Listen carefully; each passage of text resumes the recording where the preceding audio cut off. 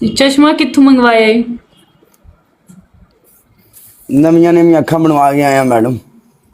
की है टिकटॉक अखा नवियां नवियां बनवा के आया। अच्छा अखा नवियां नवियां बनवा के आए। अखा बनवाण ते ही चश्मा लवींदा हुंदा। ये चश्मा सही नहीं।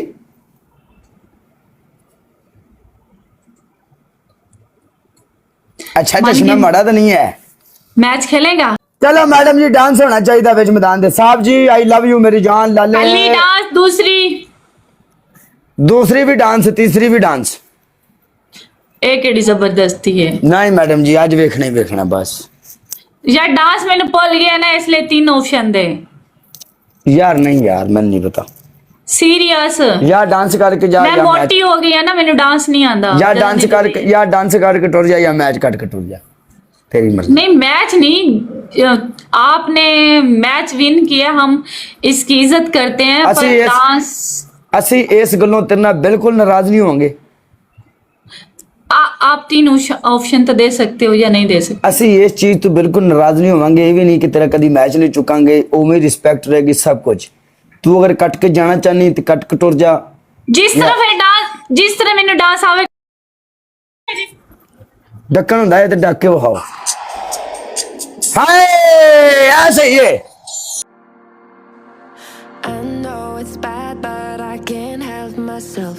When I feel sad, I escape from my sense.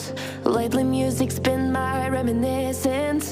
That's when I listen. I know it's bad that I can't help myself.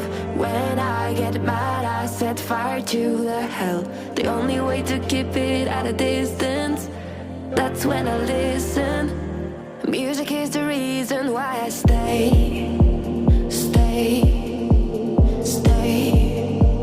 A cheering melody will fix a melancholic heart. The music is the reason why I stay.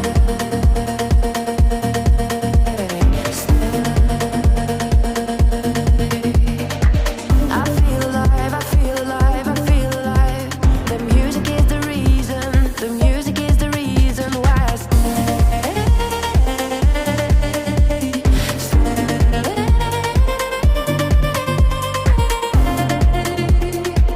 I feel alive, I feel alive. बस कर तो वाकई मोटी हो गई है। तेरा बेड़ा गर्क हो चुका है। रहन दे।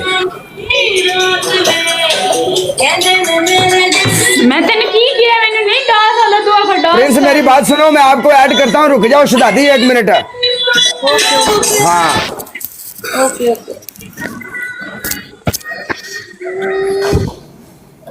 मुझे नहीं आता डांस, मैंने इसलिए कहा मुझे कोई और दे, मैं कर लूंगी। चल सही है मैं जा रहा हूँ। हाँ ओके।